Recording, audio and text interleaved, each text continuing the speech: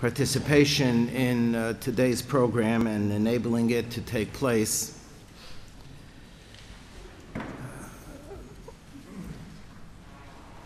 One of them is Yeshiva University, which is my home, and want to express our collective gratitude to President Richard Joel, to Rabbi Kenny Brander, who's the former dean of CJF, under the auspices of which this program takes place.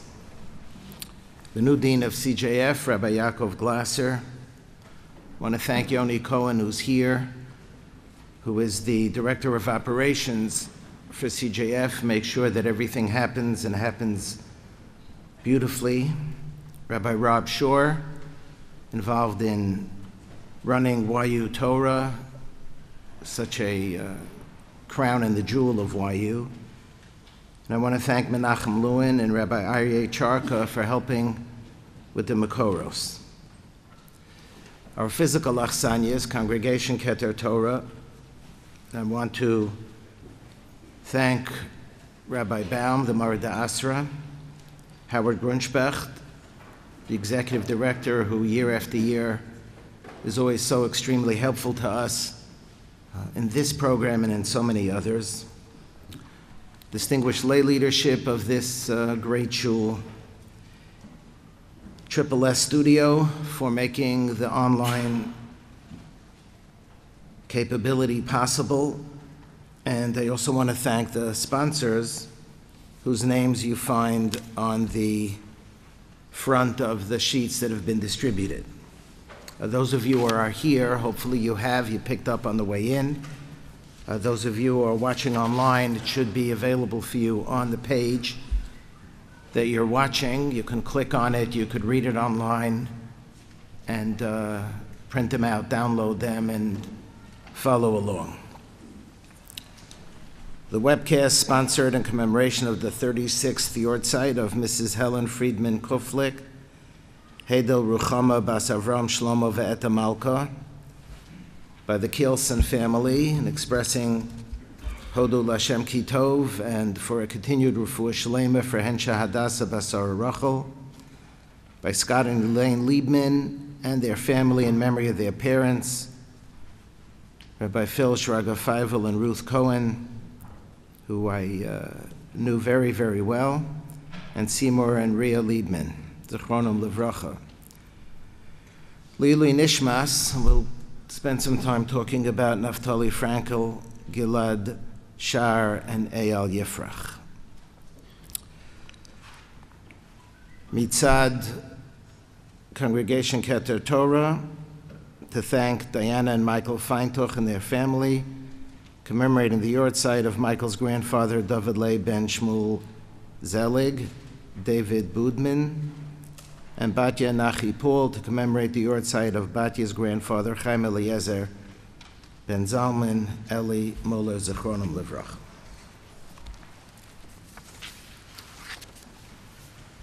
Manishtana Tisha B'Av Hazeh Mikol other Tisha B'Avs. Shebishar Tisha B'Avs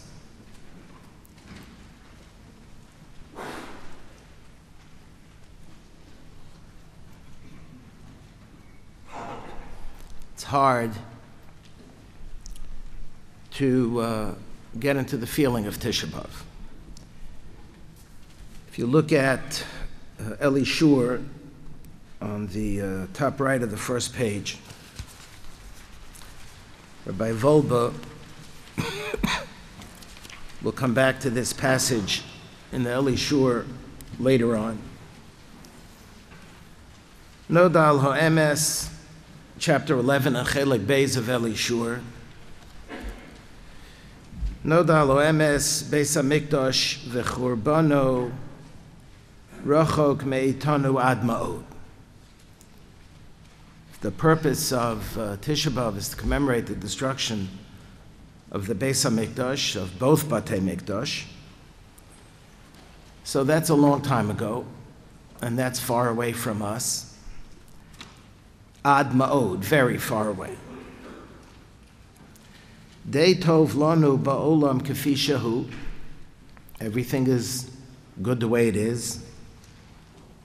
Was fehlt merais, everything is fine, the world is great, it's a beautiful day. We live in beautiful communities, Baruch Hashem, so many brachas. B'li Beis HaMikdash. Okay, so there is no Beis HaMikdash, but what's missing for me? It's good the way it is. Ve'einenu margishim ki ha'ikar chaser ba'olam me'az shehashchina histalka mimakoma. And we don't realize that the most fundamental part of the world is missing. That for us, the Beis HaMikdash, which is so central, we don't realize, we don't experience the fact that it's missing from the time that the Shekhinah left its place. The Shekhinah was present in the Beis HaMikdash, and then at the time of the Churban, not only were the Jews exiled, but, as it were, Kaviyachol, God himself was also exiled. And since God was removed from his place, so the Iker is Chaser Ba'olam, and we don't recognize it. Kedei lekarevo sanu yoser le'inyano, anu muchrachim laha'arich yoser. So we have to go out of our way to elaborate a little bit more in order to try to bring us into the frame of mind where we recognize and we acknowledge the lack of everything being so fine and wonderful for us. Told you many, many times that Rav Soloveitchik mentioned that Tisha B'Av is Avodah Shebelev, just like Tefillah is Avodah Shebelev. It's not just to say the words, it's not just to articulate phrases, it's not just to daven up the siddur, but its goal is to be internal, that the external manifestations and expressions are designed to elicit within us inside. In the case of davening, should be a recognition of the fact that we appreciate the centrality of God in our lives and that we need God, and we're nowhere without God, and that we're not in charge. And in the case of Tisha B'Av, it's to feel the sense of loss. We don't want our religious lives to be just external. We want them to be meaningful for us.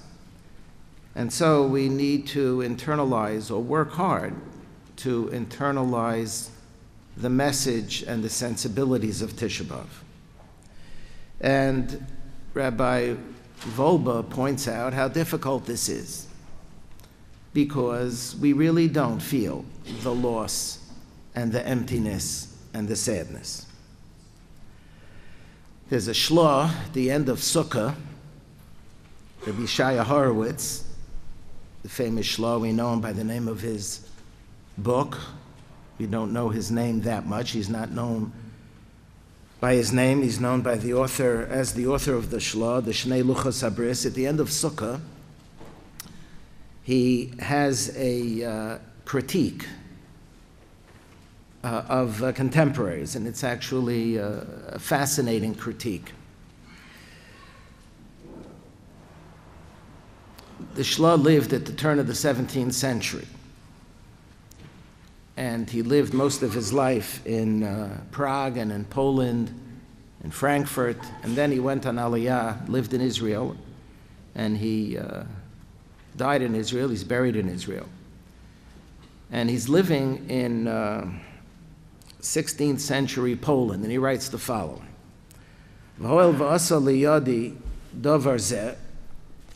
He's finishing the section of Sukkah, and the central element of Sukkah is the difference between Diras Keva and Diras Aroi. So we understand that we have to leave the Diras Keva and we have to go into a Diras Aroi. We have to leave the permanent and go into a temporary dwelling. So Sukkah is all about dwelling places, and it's all about the notion of a temporary dwelling place. So I'm a retchain from Diras Keva and Diras Aroi. V'oel v'asa liyadi dover ze'odia masha b'libi haya boer tamid. I have to unload something that's been burning in my heart a lot. I have to present to you something. I have to tell you something that's been bothering me, very much bothering me. Kisherao ra'isi b'nei Yisrael, bonim batim kamo mivtzirei hasarim. Osim dira keva ba'olam hazeh u'ba'eretz hatuma. They make a diras keva. They build beautiful homes like fortresses of princes, just magnificent houses. V'af shamur razal, so what's so bad? So build yourself a beautiful house, and it's not a problem. It's not a chisaron in your emunah in Mashiach, because after all, v'af shamur razal asidim bati tzadikim sheyavo l'eretz Yisrael. So you're just getting a jump on the beautiful house that you hope to have somewhere in Israel when the Mashiach comes, because the house will be transported to Israel. So what's so bad? So you have a beautiful house. However, says the Shla, that the intention of those who built those homes in Olam Hazeh and Eretz Hatuma, kavanasam hi lios lahem nachla lahanchil libneihem ki'ilu haisa zu hanachla lo lazaro v'zera zara adola. That's not our intention. Our intention is not, when Mashiach comes, we'll be busy with all kinds of things. There'll be a lot of klita issues that we have to deal with. We have to find the post office. We have to get online for health insurance. So I might as well build my house now, so at least I know that that's done, that my lodging is taken care of. But that's not, says the Shla, what they have in mind.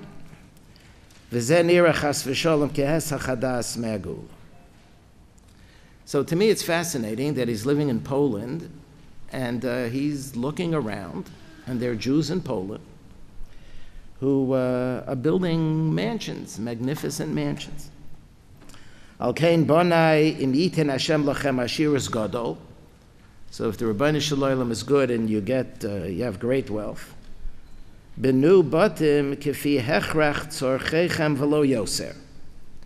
You have to build a house, very nice, but you build a house that will meet your needs and not more than that.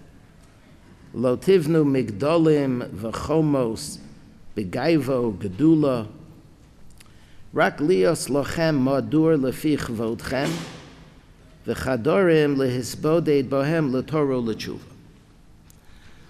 what the Shlo here is also reflecting, and there are many, many, many examples of this, is a hesach hadas, is a lack of attention on what is missing. And one feels very rooted, and one feels very comfortable in the end of the 16th century Poland, and one feels very rooted and very comfortable in the communities in which we live, and therefore we don't feel that the Iker is chaser ba'olam in the formulation of Rabbi Volb. The reality is that most Jews, it's getting close, but I think it's still true at this point that most Jews are not living in Israel. And came across this year an interesting halachic nafkamina for this. In Rav Aviner Sefer Piskei Shlomo on the left-hand side, he asks an interesting question that I must say never occurred to me. How can we say in benching in Eretz Yisrael, V'hu yolichenu kamemios le'artzenu? If we're living in Artzenu, the question is, what are you saying? V'hu yolichenu kamemios le'artzenu. Ha'im yesh loma be'eretz Yisrael le'artzenu. So he quotes from Rabbi Yaakov Chajiz, who had a yeshiva in Yerushalayim in the 17th century.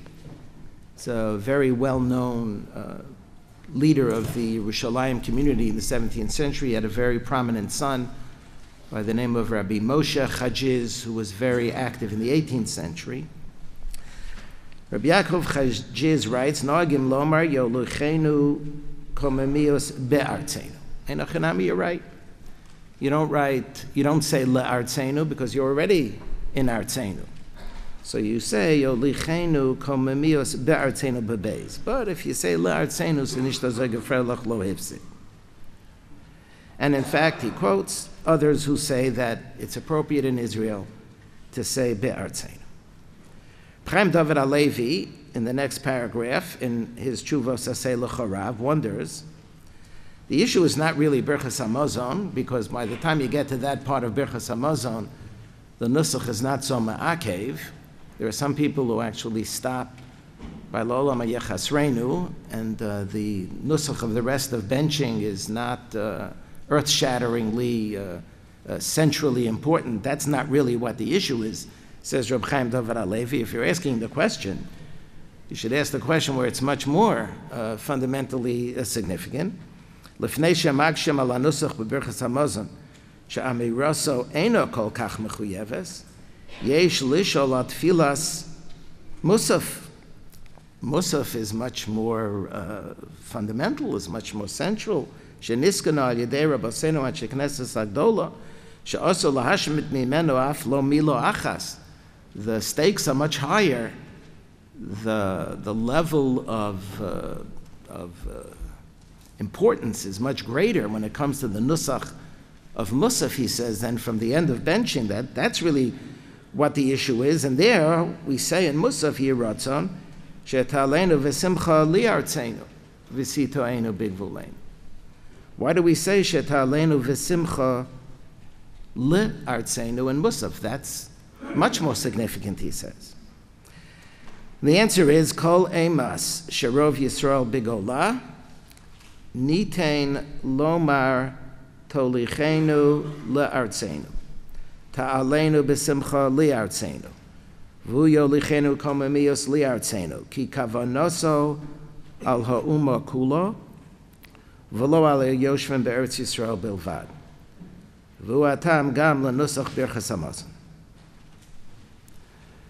So there's a halachic nafkamina in the fact that most Jews don't live in Israel. And it allows, according to Reb Chaim David Alevi, a formulation both in musaf and in benching that on the face of it seems to be inappropriate. Rav Aviner continues and says that it's okay the way it is for an entirely different reason. And this resonates with me a lot more now, and I hope to reflect a lot on now. L'daiti adayin shayach lomar v'huyo l'chenu komemias le'artzenu kemutfas b'sidurim af bizmanenu. Because what does komemios mean? It doesn't say v'huyo l'chenu le'artzenu, you should bring us to our land. But wait a minute, I'm in the land. No, you should bring us in a particular fashion, la'artzenu. We should be in that artzenu with a particular posture. Pasuk says, "Va'olech eschem komemius." What does komemius mean? Komemius. So Chazal say, "Bekoma zakufa, shalotihi yu yirei mikol beria." Komemius means with an erect posture. We should stand up straight. We should be proud. The Shulchan Aruch paskins also leilech bekoma zakufa. It's not appropriate to walk around standing up straight. It's you're a balgaiva, you're haughty. It's inappropriate.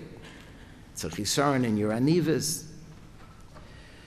So the Mishnah Berurah says no. There's an afkamina.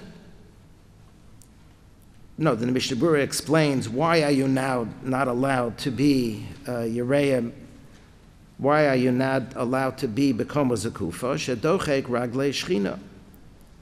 So the answer is Zein Okash. Al Haprat Lios Tzonua Va'anav V'ala Klal Lihishalech Zakuf V'hu Yolichenu Komemios. That we should bring the Komemios La'artzenu, not to be Be'artzenu. V'lochen gam be'eretz Yisrael yesh lomar v'hu lechenu komemios le'artzenu b'birchas hamazon she'anu mechavnem bozeh leklal Yisrael ulekuma leumit zikufa.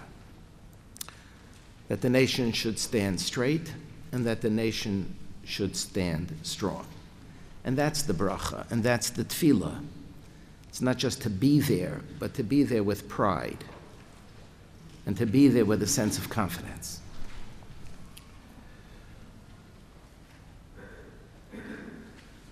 And that should be brought to the land of Israel, and that should be brought to the state of Israel.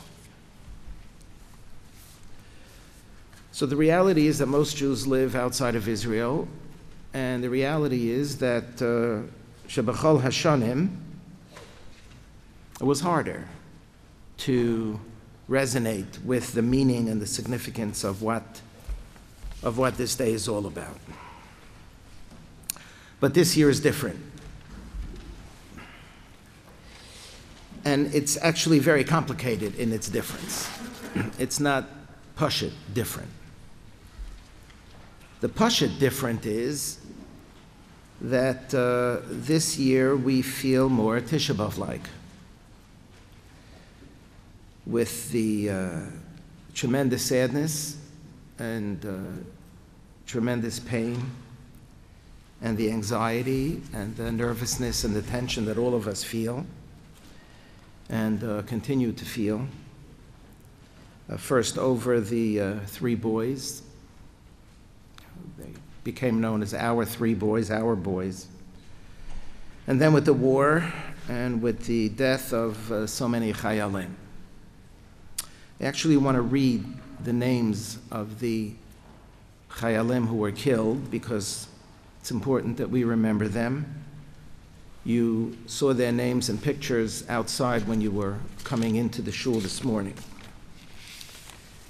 And this sense of mourning, which Tisha B'Av is about, it's the Yom Tainis, but it's a Yom Avelus, is weighing very heavily on us on this particular Tisha B'Av. Liran Adir, Guy Al-Granati, Yair Ashkenazi, Eitan Barak, Safrir Baror, Adar Barsano, Gal Basson, Odeid Ben Sira, Jordan Ben Simon, Meidan Maimon Biton, Guy Boyland, Adi Briga, Nisim Sean Carmeli, Rami Chalon, Natan Cohen, Niran Cohen, Yuval Dagan, Shachar Dauber, Moshe Davino, Barak Rafael de Gorker, Dor Deri Paz Eliyahu, Sagi Erez, Leil Gidoni, Hadar Golden, Nadav Goldmacher, Matan Gottlieb,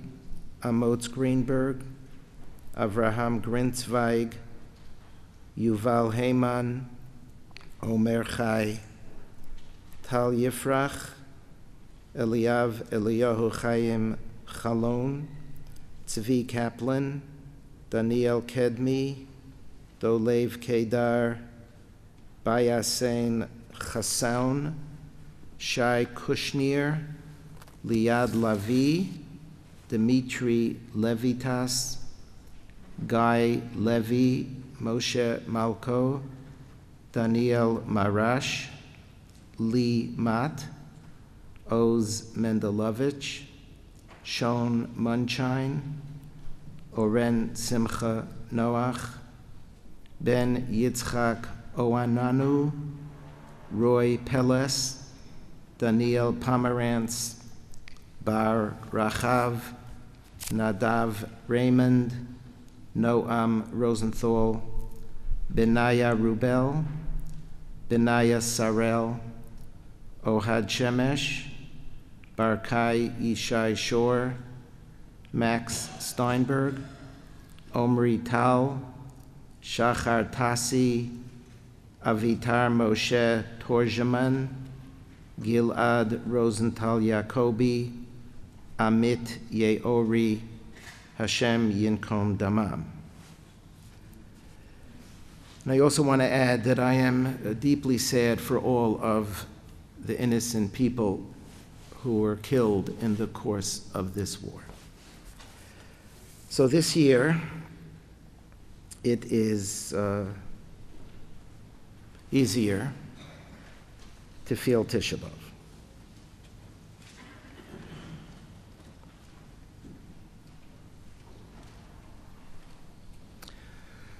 But the situation changing is not something new.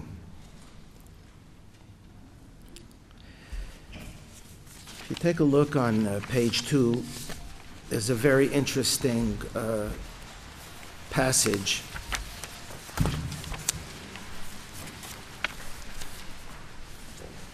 that was brought to my attention by Rabbi Daniel Yalkut from Pittsburgh. So Chabad is very active in publishing all of the words that were recited by the late Rebbe and all the minhagim of the Rebbe. Every move the Rebbe made was adhered with a great deal of normative significance, and everything is recorded. And in one of the Sfarim of the minhagim and the Divrei Torah of the Rebbe, we find the following. Top of page 2. Barishona Achar Shichur Yerushalayim Ha'atika in 1967. Originally, after 1967, when Jerusalem was reunited, so the Rebbe said that the Chassidim and those who would listen to what the Rebbe would have to say should not be within 15 mil of Yerushalayim on Erev Pesach or on Erev Pesach Sheni, that they should absent themselves geographically from that area, that circumference around the city of Yerushalayim, Kedei shelo lihikanes l'safek chiyuv hakrovas korban Pesach. So there's a long discussion. Gained a lot of traction in the 19th century. In particular of Tzvi Hirsch Kalischer, who was one of the shining lights of early religious Zionism. It's a whole mahalach about, well, maybe now we should bring the Korban Pesach. Does the hakrava of the Korban Pesach require a mikdash? L'chayr, it does not require a mikdash. So other korbanos require a mikdash, but maybe now that we're coming back to Eretz Yisrael, we should have a Korban Pesach. So there's a long history about the Korban Pesach. So the Rebbe felt that after 1967, when we have the Har HaBayis, something's changed, and if something's changed, then maybe we taka have a chiyuv to bring a Korban Pesach. But if you're b'derech rechoka, if you're outside of the 15 mil circumference, so you don't have a chiyuv to bring a Korban Pesach. So pick yourself up, pack out, leave, go away, don't get close to Yerushalayim on those 2 days. That's what he said after 67. V'chein v'kach kamuvan nohagu anshe Shlomeinu b'osan shanim. So versteht sich. That's what anshe Shlomeinu did. That's what the Chassidim did. The Rebbe hazed. So they left. En masse, they left, and they didn't come to Yerushalayim. However, achar kach, in 1975, Kava kvod kodsho Adonenu morenu zuchuso yogen olenu, ki quote nishtana hamatzav. In 1975, the situation changed. It's different now. Ve'ein ata hayecholes v'ha'afsherus l'shanot v'livnot gefi hadarush la'akrovas Korban Pesach. We can't bring Korban Pesach anymore. After 1975, no Korban Pesach. So if there's no ability to bring a Korban Pesach, so then you don't have to leave. V'lachein gam ein makom shelo lios be'erev Pesach. Oh, be'erev Pesach sheni karv l'Yerushalayim. Something changed by 1975.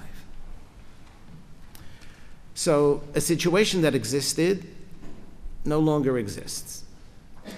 After 1967, you could bring a Korban Pesach, there's a suffix. Bringing a Korban Pesach, better not get involved. After 1975, you know what? Forget the Korban Pesach, it's not happening. There is no It's really not an ability anymore to bring a korban pesach, so you don't have to worry about it. Second example. This year I contributed an article to the Tisha B'Av To Go. I saw there were a bunch of them outside about the issue of Nachem, the issue of the recital of Nachem and the text of Nachem. Also a long history, you could read the article, but I just want to point to the last couple of lines in this article. So in the summer of 1968, Rabbi Shlomo Goren, who was then the chief rabbi of Tzahal, was asked and responded to the question about changing the text of Nachem. So the text of Nachem as we have it, and we're going to say it at Mincha, Nachem Hashem Elokeinu esavei le'tzion, v'esavei le'Yerushalayim, v'eso'ir ha'avela, ha'chareva, ha'bezuya, v'ha'shomema. And we don't only say ha'avela, that the city is in mourning, chareva, it's in ruins, v'ha'bezuya, it's despised, v'ha'shomema, it's desolate, but we actually repeat and we elaborate in the tefillah of Nachem. After we say those four words, we continue, ha'avela mibli boneha, ha'chareva mima'onoseha, v'ha'bezuya mikvoda, v'ha'shomema me'in yoshev. We gloss and elaborate upon each one of those four categories. And then, v'hi yosheves v'rosha chafui, ki isha akara, shalo yelada. So the question is, after 1967, is this an appropriate, real description of current-day Yerushalayim? That was the question. Ha'im lo'ar kibush Yerushalayim v'harabayit yesh tzorech l'shanot et nusach tfilas nachem ha'nemra b'tfilas ha'mincha shel Tisha B'Av, and if yes, so what should we say? So Rabbi Goren says, yes, we have to change. And in fact, he says, I changed it. With regard to the question that you asked, whether we should change it, second paragraph, already last year, I ruled for all of the Batei Knesset in Tzahal, sheyesh lomer b'tisha b'mincha rak et tchilata v'sofa shel tfilas nachem ulahashmid es ha'emtza. So we're going to change the text. We're going to have a different text. It's not totally different. We're going to keep the beginning, and we're going to keep the end, but we're going to remove the middle because it's not true. Afal pisha adayin lo shukra harabayit, even though the harabayit is still under foreign and alien control, and even though the Har HaBayit is still desolate, and even though we still don't have a Beit HaMikdash, but that's not what Nachem is really all about. Nachem is not about the Beit HaMikdash. Nachem is about Zion and Yerushalayim, and how could you say the things in Nachem in good conscience given the current change of the reality? And therefore, third paragraph, I said that we should say, Nachem Hashem Elokeinu esavei le'tzion v'esavei le'Yerushalayim, libi al chalaleim, and then pick up towards the end and wrap it up and finish it. B'zanu yotzim yedei chovat ha'halacha, ki lo hishmatnu et habracha zot mitfilat ha'amida. On the one hand, we didn't get rid of it, so you can't just machavek with a bracha. The bracha is matbeya shadhavu bo chachamim, so the bracha is in. But at the same time, v'gam lo hispalalnu tfilas shav, we also didn't say something that was false. So we were able to cover all the bases. We have the bracha, and we have something that is true. And if you look on page 3, this is somewhat of a different version of that kind of a text. Regretfully, there's no date. I have this piece of paper for many years, I think since 1967. And the reference is La'achar Shichrur Harabayit V'Yushalayim. This is a Tfilat Nachem that Rabbi Goren instituted to be recited after the liberation of Harabayit and Yerushalayim, after 67. So he changed the text. So there's a lot of discussion about changing the text, not changing the text. Reb Chaim David HaLevi, we mentioned him earlier, just adds one word, shahaita chareva bzuya. keeps everything in, but he adds one word, makes all the difference. Rav Soloveitchik was absolutely and unalterably opposed to changing one shred of a letter in Nachem, and his argument was a halachic argument, and it's actually a fascinating argument. It's Machlekes Rashi and the Rambam, the halachic status of Yerushalayim. Does Yerushalayim have a halacha of Mikdash, or does Yerushalayim have a halacha of Medina? It's negea to two issues, the issue about lulav and the issue about blowing the shofar on Rosh Hashanah if it's on Shabbos. They're two separate mishnayos. And Machlekes Rashi and the Rambam, in each case, Rashi says that Yerushalayim has the halacha of Medina, and the Rambam says Yerushalayim has the halacha of Mikdash. So therefore the Rav says, if Yerushalayim has the halacha of Mikdash, then halachically it has the same status as Mikdash, and as long as Mikdash is Charev, Yerushalayim is Charev. So what he's telling us is that reality is not determined by what your eye sees. Reality is determined by what the halacha itself determines. Halacha determines Yerushalayim to be becheskas, bevechinas charev. So therefore he held that we have to continue to say everything. It's part of the conservatism of the Rav when it came not only to, but in particular to text of davening on many occasions. But Rav Goren, among others, changed the nusach. Not radically. There were some who actually blew up the whole nusach and came up with a whole new nusach.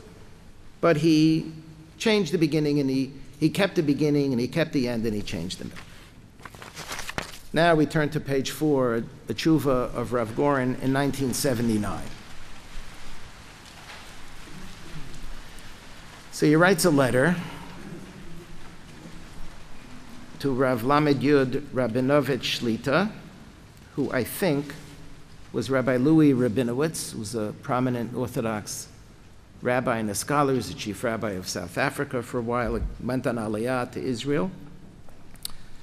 Rav Pe'alim L'Torah La'amu L'Medina would fit his contribution.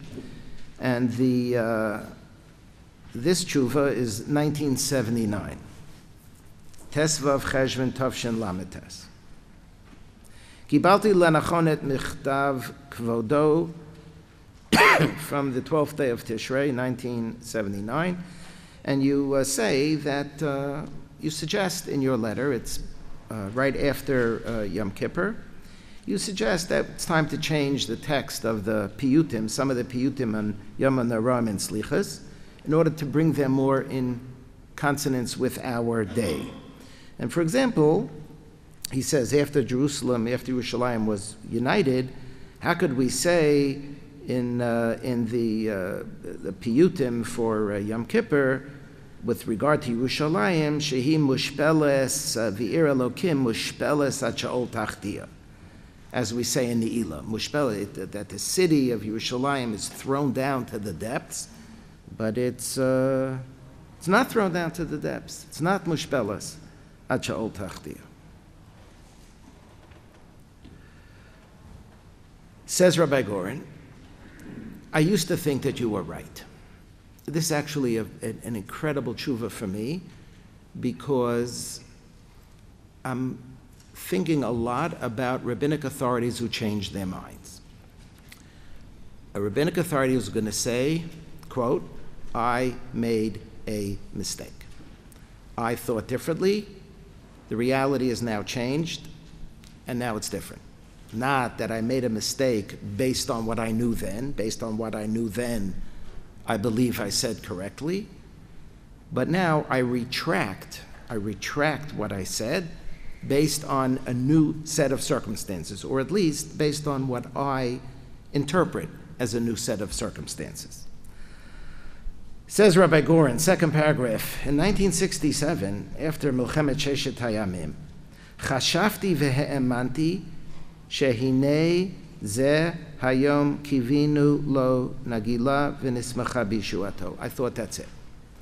After 67, and those of us who were around then, and I was around then and I was already a little bit older, I was just graduated from high school, and was in Yerushalayim within 2 weeks after the Six-Day War. It was unbelievable. You have to pinch yourself to try to remember what it was like then. The sense of euphoria was palpable. Zeh hayom kivinu lo nagila v'nismacha b'yeshuasa. V'chazon kol hadarot nitgashem le'einenu. And the vision, the prophecy was actualized right now. It's happening right in front of us. And therefore, before Tisha B'Av, the Six-Day War happened in June, so there was a couple of weeks to get ready for Tisha B'Av. I printed in all of the Tzahal Sidurim a different Nusach for Nachem, because we can't say the old Nusach for Nachem. It's much more mat'im to Tkufa Shalanu. Ka'asher Yerushalayim mishuchreret v'nimtzei tachat shilton Yehudi. And we don't say anymore, Bzuya mikvoda shomei ma me'en yoshev v'hi yoshevet v'rosha chafui ki isha akara shelo yelada mishum shechashavti sheyesh bo ze mishum dover shekorim lo yikon lenegedena. I can't say something that's not true. And so the first mincha that I arranged at the Kotel, we said our new nusach of Nachem. And when it came to Yom Kippur, your question wasn't about Nachem. Your question was about Yom Kippur. I changed it. I changed it there too. We had a different nusach to be more in consonance with the current reality. Ulam, next to the last paragraph. Odev v'lo evosh. The reality has changed. The Rebbe's reality changed in 1975. Rabbi Goren's reality changed, or at least we have an expression of it having changed, in 1979. Ulam odev v'lo evosh ki la'achar milchemet yom ha'kippurim. What changed, and I think this is perhaps what motivated the Rebbe, 1975 is after 1973, after the Yom Kippur War, when there began to be a deterioration, a moral and ethical and national deterioration. And when he goes on to say the political situation was not unfolding the way he wanted, Rabbi Goren, in terms of the relationship between Israel and its neighbors, we're now taking a nosedive, he says.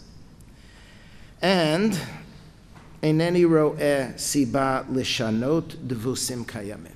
I take it back. I don't see any reason now to change the old form. Kol od shemurgeshet nesiga bechol hameshorim ve'atid luta ba'arafel. As long as there is a retreat on all levels, and the future is shrouded in uncertainty. And so times change. And I cite this for you as a precedent for the Pashut way of this Tisha B'Av. It's a complicated time, it's a difficult time. And maybe given the reality of what we're experiencing now, so it's easier to feel the loss and to feel the sadness. But it's not so pashut. And I have no particular wisdom here to share with you that you don't know. I don't know anything that you don't know. I read what you read, and I speak to whom you speak to. I sit in my Dalet Amis. I don't have any special access. But I'm sensing also something else. It's not just that life goes on in Israel. I got an email from the Yeshivans. They wrote how right in the middle of everything, they worked hard to put together a wonderful wedding that they held in their bomb-proof dining room. And they had a wonderful bris that they held in their bomb-proof dining room. So people are getting married and children are being born. And in Mechlal at Herzog and the Gush, right in the middle of everything, over 1,000 people are showing up to a Tanakh Yom Iyun. And life goes on, but it's more than that. It's more than the fact that life goes on. It's that those who live in Israel that I've spoken to, and those who visited in Israel who I've spoken to who are back, describe something transcendental that has been going on. There's something extraordinary. There's something historic that I don't feel here. I'm a wreck here. I can't find a place for myself. But those who were in Israel, Dafka, come back inspired. That there is this sense of connection and sense of unity of purpose and focus and sharing and caring and chesed, and going to be Menachem Avel turns out to be such an inspiring, going to the Shiva of the soldiers' families, and going to the hospitals and visiting the Chayalim who were wounded. There's an uplifting sense. And I think we shouldn't lose sight of the fact that we have a state of Israel, that this is not millennia or certainly centuries old Jewish tragedy. Baruch Hashem, Shechianu v'kiyimanu v'giyanu lazman hazeh. We should never lose sight of that with all of the sadness. Look what we have. So I have conflicting feelings. And that's why, for me, these last few weeks have been most difficult, because I didn't have a clear mahalach in what it was that I wanted to share with you today. I was and am just deeply anxious and totally upset and very sad. And I also recognize that there's tremendous greatness. There's tremendous greatness, simultaneous with the anxiety and the sadness. And it's this duality that I want to explore in two different ways within the context of Tisha B'Av. The notion of living simultaneously with the double reality. The first context, we're now on page 5. The first context that I want to deal with this is in the context of Tisha B'Av as a moed. If you were to think about what is the most dialectically charged aspect of Tisha B'Av, what's the most complex, mutually exclusive, simultaneously existing aspects of Tisha B'Av?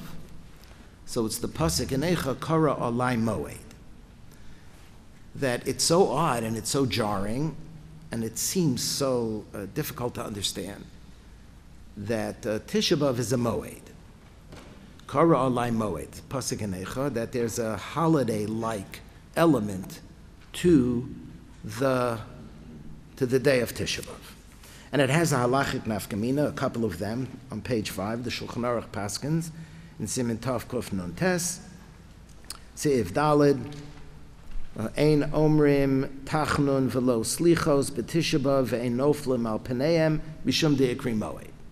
Tisha B'Av is a moed, and because Tisha B'Av is a moed, so it affects the davening.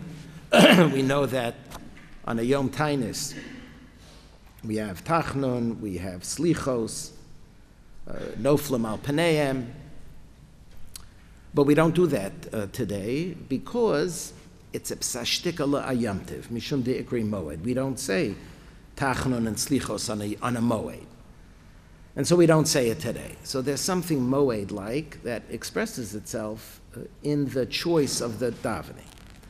The Tur Paskins, on the left-hand side in the same Siman Tav Kuf Nun Tes, V'im chal Tisha B'Av b'Shabbos, 2 lines before it's underlined, V'im chal Tisha B'Av b'Shabbos o b'motzoi Shabbos, ein omrim tzitoscha tzedek, midi dahave arash chodesh, shechal liyos be'echad b'Shabbos, or b'Shabbos, she'ein omrim tzitoscha tzedek b'Shabbos, the Tisha B'Av nami ikri moed.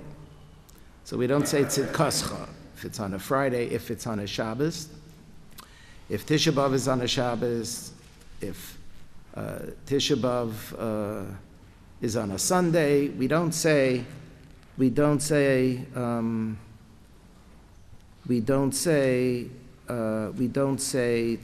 chatzedek because it's a moed. Now, what does that have to do? How do we understand that? How do we understand that? Says the Aruch HaShulchan, I want to work through this dialectic because it very much speaks to me now during this year. Ein omrim tachlum b'mincha be'erev Tisha B'Av mishum de'ikri moed. V'chein ein omrim tzidkascha tzedek b'mincha Shabbos erev Tisha B'Av v'gam b'Tisha B'Av atzmo kein. Explains the Aruch HaShulchan. V'ha'inyan hu l'simin ki anu muftachim b'Hashem yisbarach sha'od yishafchu hayamim ha'ele l'moadim v'simcha v'yamim tovim. So what does that mean? What does it mean that Tisha B'Av is a moed? It means that Tisha B'Av will be a moed. It's not a moed now. It's not right now a moed. But we know the famous pasuk in Zechariah. Pasuk says in Zechariah, Tzoma Ravi'i, V'tzoma Chamishi, V'tzoma Shvi, V'tzoma Asiri, Yihya L'beis Yehuda L'sasron L'simcha, V'mitz Hashem. The fasts of these 4 days, the fast of the fourth month, the fast of the fifth month, the fast of the seventh, and the fast of the 10th, including the fast of the 5th, which is Tisha B'Av. Yeh L'beis Yehuda L'sasron L'simcha. It's going to be a wonderful day. So therefore, it's going to be a moed. So in order to anticipate that it's going to be a moed, we already factor in now like a shtickle zecher, a shtickle hint, a simin, that someday it's going to be a moed. V'ha'inyan hu l'simin, because we're confident that it will be a moed. So we already bring the moed aspect into it now, even though now it's not a moed. In anticipation, and Mirz Hashem, it's soon going to be a moed. That's what the Aruch HaShulchan says.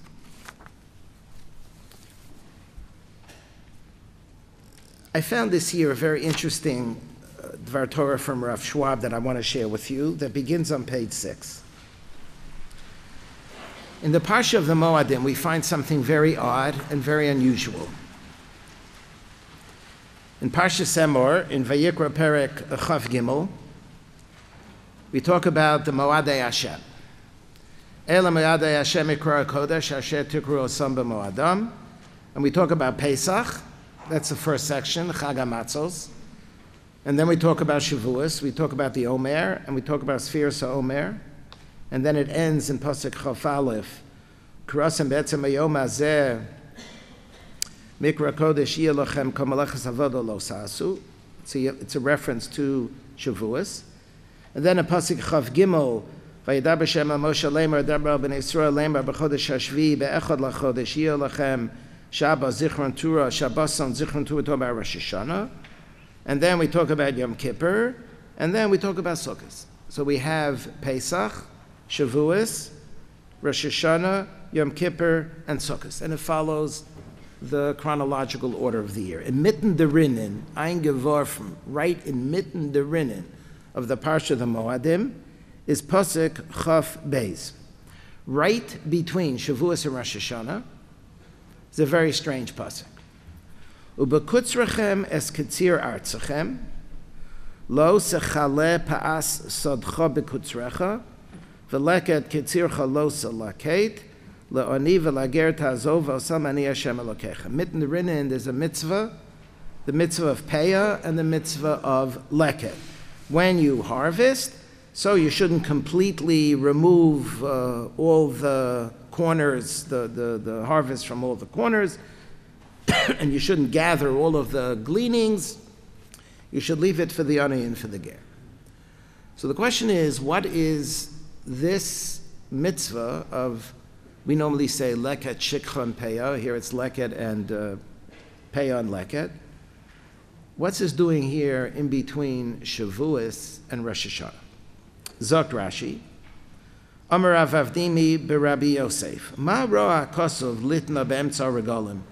Pesach v'atzeres mikan. Rosh Hashanah v'Yom HaKippurim v'Achag mikan. Why is this halacha here? It's a beautiful halacha. It's a very important halacha. We should be sensitive to the ani and to the ger. But what does it have to do with Hilchas Yom Tiv? Lila Medcha Zokt Rashi. Shekola nosein leket shikcha upeya la'ani. Right? It's a phrase. Leket shikcha upeya. If you give leket shikcha upeya la'ani karoi malin olav ki'ilu bana beis hamikdash v'hikriv korbanosel b'soch. It's a beautiful thing. If you mekayim this mitzvah, it's like you built a beis hamikdash. Ad kan Rashi. Two questions. First of all, how does he answer his question? How does that answer the question? It's a very simple question on Rashi. You know what? What's it doing here? What's it doing between Shavuos and Rosh Hashanah? Because it's like you build a Beis HaMikdash. Second of all, why is it like you build a Beis HaMikdash? What does being Mekayim, Leket, and we're going to put Shikha in brackets, and Peah have to do with the Beis HaMikdash? Azoy Frek Rav Schwab on page 7. Rav Schwab has a beautiful sefer on Chumash, very interesting, very, very interesting. So he quotes Rashi, and he asks two kashas. They're really very starke kashas. V'tamua, the end of the first paragraph, top right, page 7. Ma inyan mitzvahs leket shikchu peya eitzel binyan beis hamikdash. You know, if you honor your parents, it's like you build a beis hamikdash. If you keep Shabbos, it's like you build a beis hamikdash. Vos epis leket, parenthesis shikcha, and parenthesis peya, it's like you build a beis hamikdash. And second of all, how does that answer the question? So there's a whole history here. There's a whole history of Mefarshim on Rashi. There are hundreds of super commentaries on Rashi. This is not the first time that somebody asked this question, that this question occurred to somebody. And there's a ream of commentaries on this that are very, very interesting. But Rav Schwab said something that is relevant to us today. Ve'ev shaloma should be kan remez hakosov, ramaz hakosov, lemoed sheyihiyeh be'emtza haragal. Something is going to happen between Shavuos and Rosh Hashanah in the Parsha of Moadim. Ele Moadei Hashem, Pesach, Shavuos, Amorphous, Epis, Rosh Hashanah, Yom Kippur, Sukkot. What is the Moed? Dafka a Moed, because we're in the Parsha of the Moadim, that's going to happen in that slot, is Tisha B'Av. Because the Pasuk says in Zechariah, I just quoted it a moment ago, Tzom HaRavi, V'Tzom HaChamishi, Dainu Tisha B'Av, V'Tzom HaShvi, V'Tzom HaAsiri, Yeh L'Beis Yehuda L'Sason L'Simcha. V'Hainu, what does that mean? What does it mean they're going to be holidays? Why are they going to be holidays? When the Beis HaMikdash is rebuilt, they will be holidays. Why will they be holidays? Why won't the day the Beis HaMikdash is rebuilt be a holiday? Whenever the day the Beis HaMikdash is rebuilt, so that's going to be a holiday. Why is Tisha B'Av going to be a holiday? So he says, Shekashem shebayis rishon v'sheni nechruvu b'Tisha B'Av. So kishayavo ben David v'yigolenu b'mehera yibana hamikdash hashlishi b'tes l'chodesh menachamav. That the Beis HaMikdash is going to be rebuilt on Tisha B'Av. So you know why Tisha B'Av is going to be a Yom Tov, Yeh L'Beis Yehuda L'Sason L'Simcha? You know why it's going to be a Moed? Because the Beis HaMikdash is going to be rebuilt on that day. What will bring the building of the Beis HaMikdash? V'habayis hashlishi yibana al yedei Mashiach ben David. Mashiach is going to build the third temple. V'hine Megillas Rus melamedes osanu Shebeschus kia mitzvahs lechet ushikcha yedei Boaz nizdav galobrus, that the whole story started because of leket and shikcha and peah. That's what precipitated, that's what brought into existence the whole relationship between Rus and Boaz. And the relationship between Rus and Boaz produced progeny that produced, ultimately, as we say all the way at the end, David. And David produces a progeny who's going to be the Melech HaMashiach. Umitzeh tzoeha nola David ben Yishai. Umashiach ben David yivne beis hamikdash asher shomer krivim kol hakorbanos. Nimtza shekol ha'inyon hischil b'kiyum ma shenemar u'bekutzrchem es ketzir artzachem. The whole shalshelas hadvarim was brought into motion because of the kiyum mitzvah of leket and peah. That's what started the whole thing. Va'amra haTorah pasuk zeh dafka ben Shavuos l'Rosh Hashanah lirmos she'osid lavo yikones yom tov hachi gadol ben atzeres l'Rosh Hashanah. It's an incredible thought. The parsha of Moadim includes leket shikcha peah because leket shikcha peah is what will bring about the Beis HaMikdash. Answer one question that he asked. What Rashi says, if you do leket shikcha peah, it's like you build a Beis HaMikdash. So we now drew a direct line between leket shikcha peah and binyan Beis HaMikdash. And second of all, that's why it's here. It's here because it will be a moed.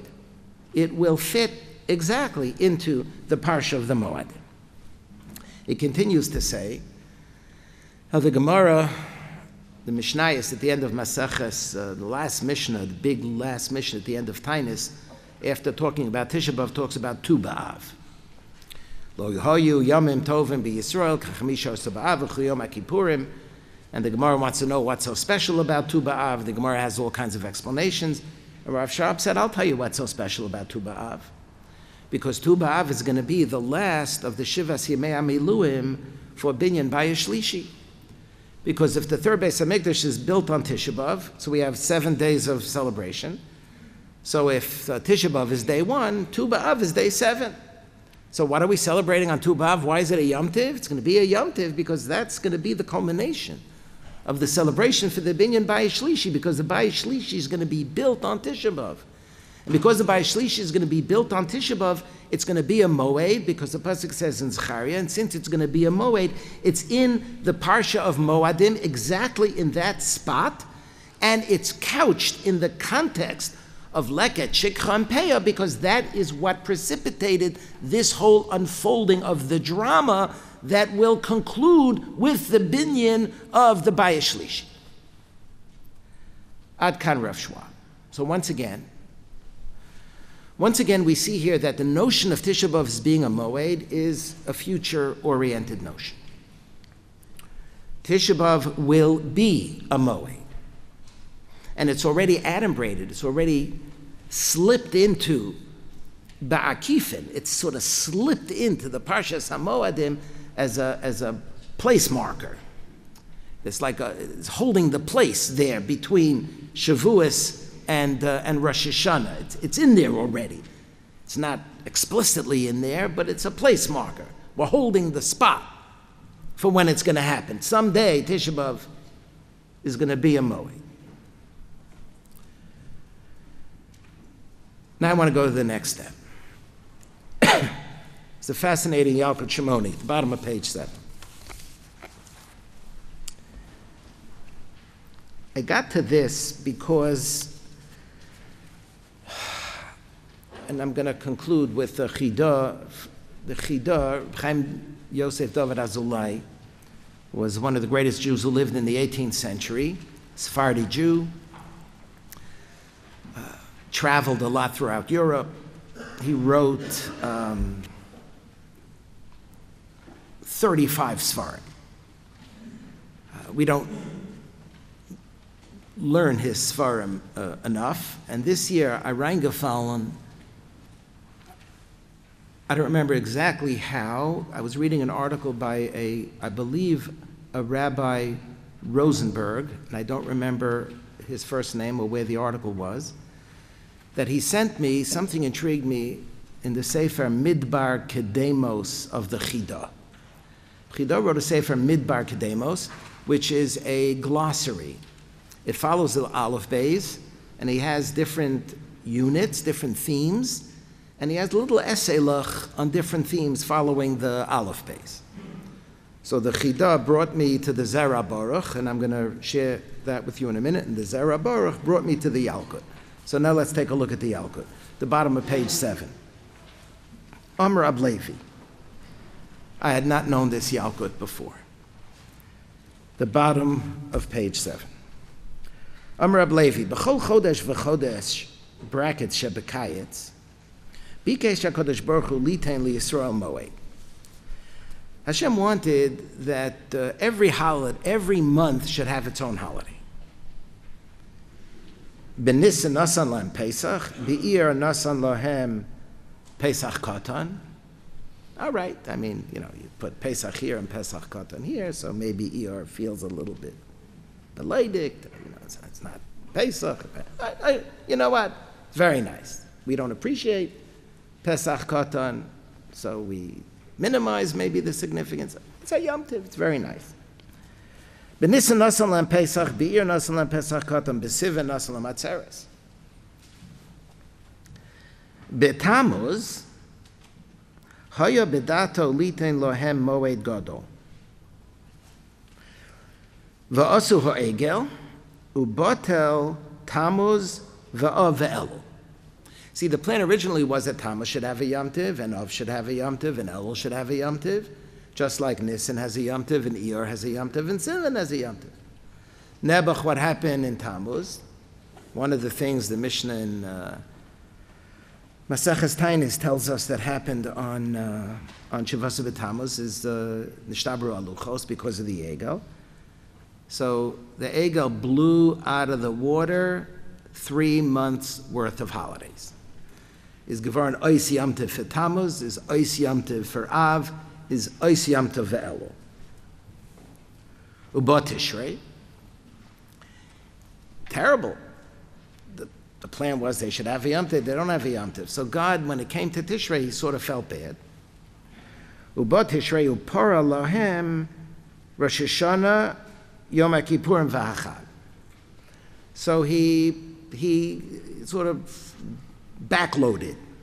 So he piled three Yom Tovs in Tishrei to make up for Tammuz, Av, and Elul, Rosh Hashanah, Yom Kippur, and Chag. So if you make the cheshbon, so Rosh Hashanah is Tammuz, and Yom Kippur is Av, and Sukkot and Chag is Elul.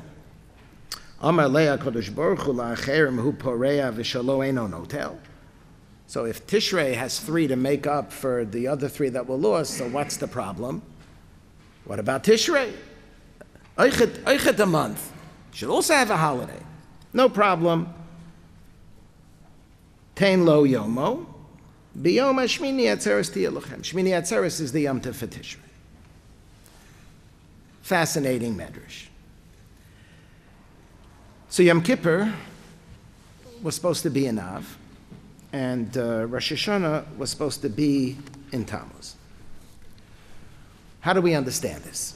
Page 8. There is a sefer, and I only found it, this is the second printing. So you can imagine what the first printing looked like. This was printed in 1687. The first printing was in the 1640s in Poland. So all I know about the Zera Baruch was that he lived before the 1640s. His name was Barachia Baruch, that's his name on the title page. Early modern rabbinic authority. Regretfully, I don't know more, and I'm looking to find out more about him, but I don't know. He writes something fascinating. This is in Parshas Ha'azinu. Is a parish on the Torah, like essays on the Torah, and he writes something fascinating. He tries to unpack this Yalkut Shimoni. That originally, Rosh Rosh Hashanah was supposed to be in Tammuz, Yom Kippur was supposed to be in Av. And he says as follows, he quotes the Yalkut, Harei lo madnu, the Rosh Hashanah hoya lo lihiyos b'chodesh Tammuz, v'yom HaKippurim ba'av.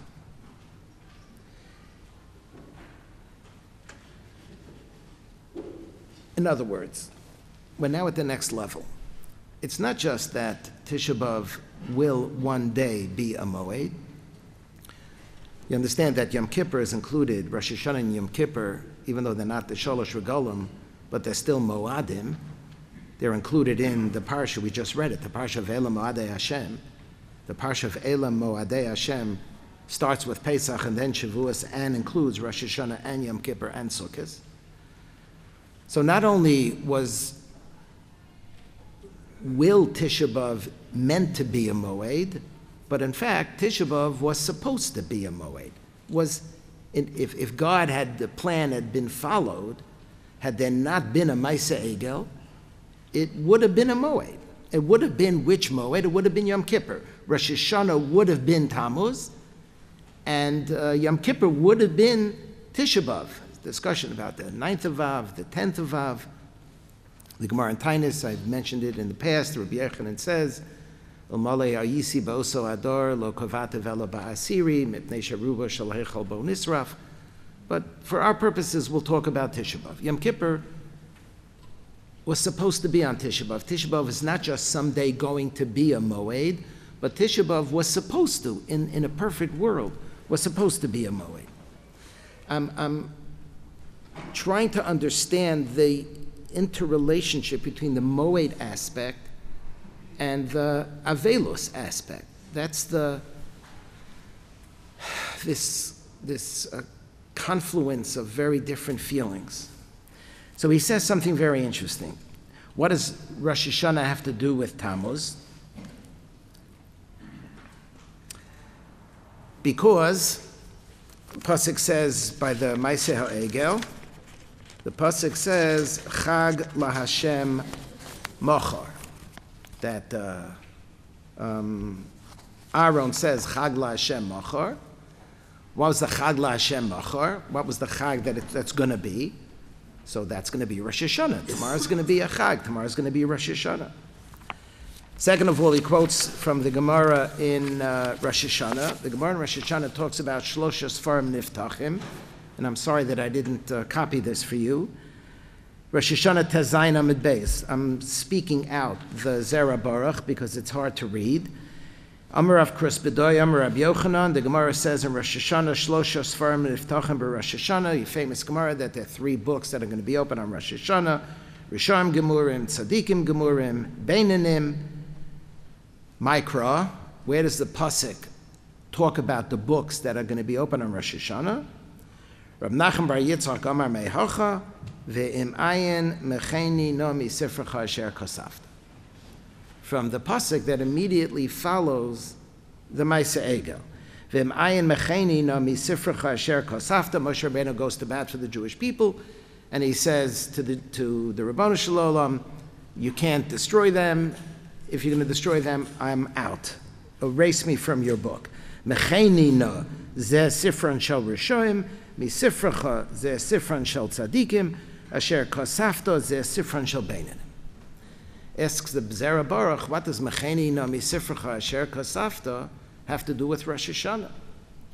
Why do we darshan a fundamental image of Rosh Hashanah from this pasuk, from the pasuk subsequent to the Maaseh Egel? Answer: that's exactly when Rosh Hashanah was supposed to be. Rosh Hashanah was supposed to be on Shivasar B'Tammuz. If Rosh Hashanah is supposed to be on Shivasar B'Tammuz, so we have a link between Rosh Hashanah and the Maaseh Egel. And what happened? And therefore, we understand now better the relationship between Rosh Hashanah and Tammuz. Relevant to us, what about Yom Kippur and Tisha B'Av? Now we know halachically that there is a connection between Yom Kippur and Tisha B'Av. These are the only 2 days where the fast begins the night before. These are the only 2 days when we have Chamisha Inuyim. The Rambam actually in Hilchos Tanios and Perek Hey, when he formulates the halachas of Tisha B'Av, he often says, like Yom Kippur. So the Rambam says, for example, that on Tisha B'Av, Leilo Kiyomo, Ve'en Ochlin Ela Miba'od Yom, U'bein Hashmosha Shalo Asur, Kiyom HaKippurim. Just like Yom Kippur. He talks about the Chamisha Inuyim, Asur Berechitza, Bein Mechamam, Bein Betzonan, Asur Besicha, Ni'ila Sasando, Tashmish Hamita, Kiyom HaKippurim. So the Rambam, halachically, and it's interesting, he doesn't just say, this is what you should do, but he links it, Kiyom HaKippurim. It's always Kiyom HaKippurim. So we have connections between Yom Kippur and Tisha B'Av, but this is a striking connection. And he quotes a medrash on page 9. If you turn to page 9, I brought for you from the Psichta Yud Aleph of Medrash Eicha. It's a long medrash. I brought you the entire Psichta, and this the Zera Baruch uses to connect Yom Kippur and Tisha B'Av. Rabbi Yitzchak Pasach, top of page 9. Tachas shelo avadato as Hashem Elokecha b'simcha uvetuv levav meirov kol, etc. And what follows is, Tachas, this happened because of this. Because of this, therefore this happened. It should have been this, but in fact it was this. And there are 15, 20 examples of this. Ilu zachisem on Tisha B'Av. If you were worthy, hayisem korem b'Torah, you would have read Tiviem ovesito enu bar nachlas. It's a wonderful thing in the Shiras Hayam about how powerful God is. But v'achshav shelo zachisem nebach tovo kol ra'asam lefanecha. Ilu zachisem, you would have read Shomo amim yer gazon. Achshav shelo zachisem, you read Shomo kinen cha'ani. You notice that in each of these last psukim, it's the reverse order of the Aleph Beis. Tavo kol ra'asam, Shomo kinen cha'ani, Re'ei Hashem ki tzarli, karasi lema'ahavai. We utilize all of the psukim that we're familiar with in reverse alphabetical order to show how we're going down, down, down, down. If we were worthy, we would have read this, but now we're not worthy on Tisha B'Av, we read this. And we come in the second column, in the third and fourth, to a very interesting passage. Ilu zachisem hayisim korim batorah, ki bayom hazeh yechaper aleichem. V'achshav shelo zachisem harei atem korim tumasa b'shuleha. Ilu zachisem hayisim korim batorah mikol chatoseichem lifnei Hashem titoru. V'achshav shelo zachisem harei atem korim chet chato Yerushalayim. So the simple interpretation is we're piling up nice psukim. We're piling up positive psukim, positive association psukim. But the Zera Baruch says it's more literal than that. Ilu zachisem, had the world unfolded the way it was supposed to unfold, hayisem korim b'Torah on Tisha B'Av, we would have read ki bayom hazeh yechaper aleichem, because Yom Kippur was supposed to be on Tisha B'Av. We would have read Taka ki bayom hazeh yechaper aleichem. That would have been Yom Kippur. Ilu zachisem hayisem korim b'Torah mikol chatoseichem lifnei Hashem titaru. This is the iconic pasuk of Yom Kippur, repeatedly. We would have Taka said it literally on Tisha B'Av, because it is Yom Kippur, because it was supposed to be Yom Kippur. So that's the second level. The second level of the relationship between Moed and Tisha B'Av and Avelus. The first level is the Aruch HaShulchan and Rav Schwab. It's going to be a Moed, so we're already anticipating it, so we drop in a few nuggets to help us think about someday it's going to be a Moed, so there's no Slichus and Tachnun. Now we have a Yalkut and a Zera Baruch that says it's more than that someday it's going to be, but it was supposed to be. It was actually supposed to be. And now comes the Chidah on page 10 that takes it even to the next level. The Chidah says it's actually a mind-boggling Chidah. I got started with the Chida and the Midbar Kedemos. It's a pasuk in Dvarim. And in Ma'areches Reish, I told you it follows the Aleph Beis, and he has little essays on different themes. And he has a little essay on Rosh Hashanah. And he quotes the Yalkut Sof Seder Pinchas, all the way until 7 lines from the bottom. Emor Mayata, Shelafi ha'emes,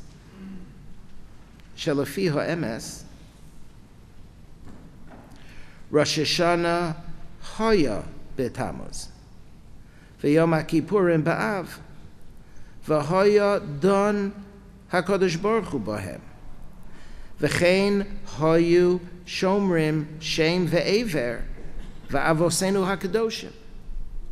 It's not thus that Tisha B'Av someday will be a Moed, and it's not just that Tisha B'Av was supposed to be a Moed, but this to me is a shocking formulation that Tisha B'Av Mamish was a Moed, and then it lost it.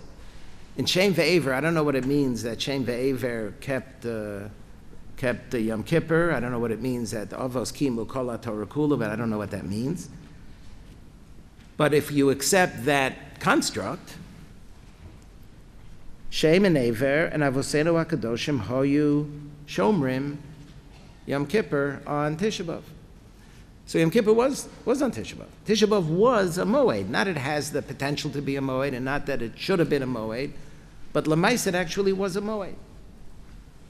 L'maisa was a Moed. So what do we have? What do we have from these sources, and why is it relevant to us? I think what they reflect, and what they reflect to me to work through this gradation, is the optimism and the hope simultaneous with the mourning and the sadness. That we feel optimism and hope now on Tisha B'Av that someday it's going to be a Moed, and so therefore, in anticipation, we build in to the day already now, even though it's not a Moed, that we build in hints to the future, Al Shem Ha'asid, when it will be a Moed. And so we avoid certain parts of the davening to remind us that someday it's going to be a Moed. The Yalkut in Rav Schwab it was supposed to be. Rav Schwab continues in the Aruch HaShulchan, and according to Rav Schwab, it also will be a Moed, but he adds a notion of chesed. And that's what struck me very much, the notion of leket and shikha and peah. It's the chesed that will bring about the building of the third Beis HaMikdash. I had occasion to listen to Naftali Frankel's mother's few words at the Shloshim for her son. And I was very much taken not only by her inner strength and her faith, which is credible and very inspiring for me, but what she chose to share. V'chulam mekablim aleihem ol malchus shamayim zeh mizeh v'nosnim ba'ahava rishus. She added the ba'ahava rishus zeh lo zeh lahaktish liotzra. She talked about the interconnection between one Jew and the next. Ro'im ish et re'ehu notnim umekablim. The notion of giving of oneself and the notion of being in a position, if needed, to accept from those who are giving. Benachat ruach u'beni'ima kol echad korei zeh lazeh, the notion of the connection between people. And what she highlighted is the thinking about the other and the being sensitive to the feelings of the other. La'ani v'lager ta'azov osam, ani Hashem Elokeichem. The notion of the direct line between the mitzvah of leket and shikha and peah, the way Rashi draws to the binyan of a Beis HaMikdash and the way Rabbi Schwab explained it, resonates with this notion of the connection of people one to the other. And she quoted the famous Rashi at the end of Devarim, Vayi b'shur melech, b'hisasef Rashi Am Yachad Shiftei Yisrael, says Rashi on Behis Asef, when we all gather together. Behis Asfam Yachad Ba'agudo Achas V'Sholom Beinehem Hu Malkam V'lo Kisheyesh Machloket Beinehem. If there's a sense of unity and a sense of reaching out and a sense of connection, if we're mit'asef yachad ba'aguda achat v'shalom beinehem, then we're zoche to the malchus shamayim. But if there's machloket, we're not zoche to malchus shamayim. So the notion of it's going to be a moed, and Tisha B'Av is going to be a moed, and it's associated with this particular mitzvah. It's not just technically, Rus and Boaz started with this mitzvah, but it's the notion of what the mitzvah represents that's so profound. So it's something very precious that I try to hold on to now during this time. So we have the Aruch HaShulchan and Rav Schwab's position about the future, which we now already access. We have the Yalkut Shimoni and the Zara Baruch, which is really interesting. There was supposed to be, Hashem wanted to give every month a Yom Tiv. Rosh Hashanah was supposed to be in Tammuz, and Yom Kippur was supposed to be in Av. And then the Chidah, who says that it actually happened. And therefore, according to the Chidah, what we have today with the Slichas and the Tchinos is like a shard. It's like a buried treasure of what once was. It's not something that anticipates what will be, but it's a remnant of the Yom Tov that once existed during this time. It's like an archaeological recovery of little pieces of a something that once existed. And this too is the duality. The sadness, primarily and profoundly the sadness. Tisha B'Av is a sad day. It's a day of Avelus, and we try to feel the incompletion, the incomplete status of the world as we experience it, as hard as it is to do that. But embedded in Tisha B'Av, on different levels, is a notion of moed. There's something very precious and something very, very special. I mentioned to you that I was in Israel for the first time right after the Six-Day War.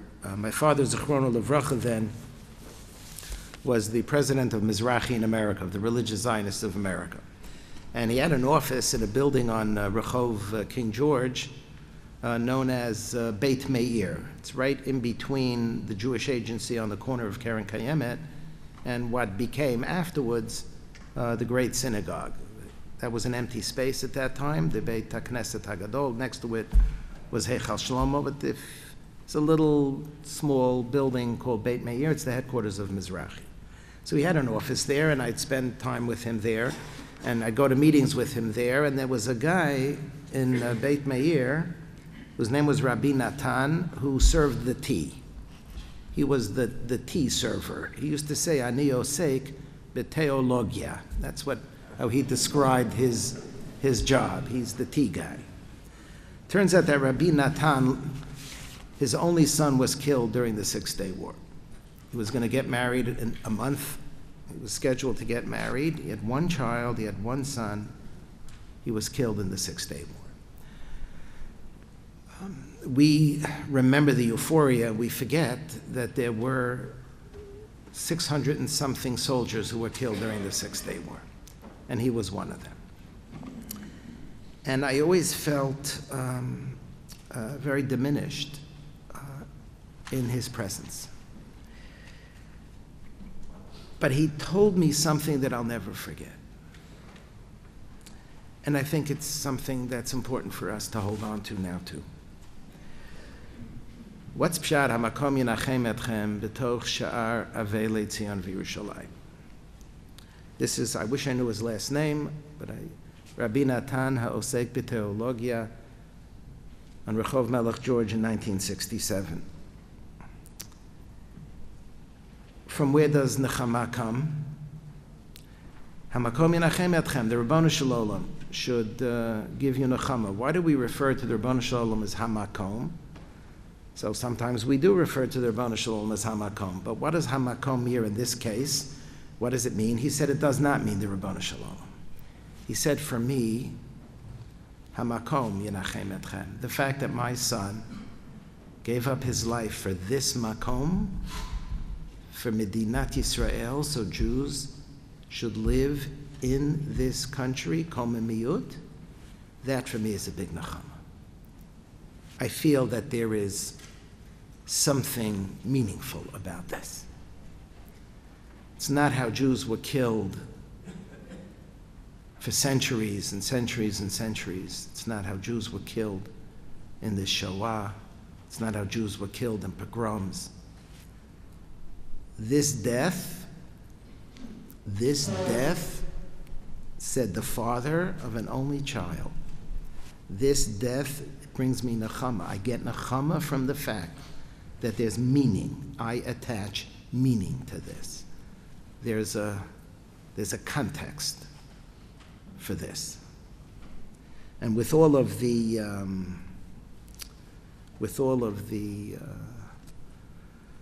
sadness, I think we need to hold on to that. And that's why I'm so taken by speaking to those who went to Shiva houses of soldiers and who went to visit soldiers in the hospital. There's a transcendent vision here that is simultaneous to the deep pain and to the deep sadness.